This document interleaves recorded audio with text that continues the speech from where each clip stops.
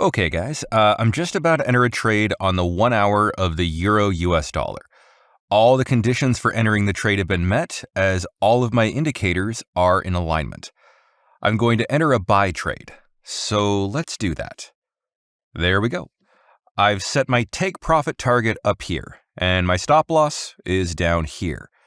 And now we're going to wait to see how this trade plays out, so I'll come back to this shortly. And I'm back just to check on progress, and I see price is moving nicely upward, and all the signals are still in alignment, so I'll be back to check on it again. Okay, so we can see that the price came down, but is now heading back up again, and all our indicators are still showing upward momentum, still aiming for this point here, the take profit target. So we'll come back and have a look at this again. And we've just seen the trade close out. Our take profit target was hit. We entered the trade here, and we exited the trade there. And we can see here that that was a $3,050 nice easy trade. Thanks for watching.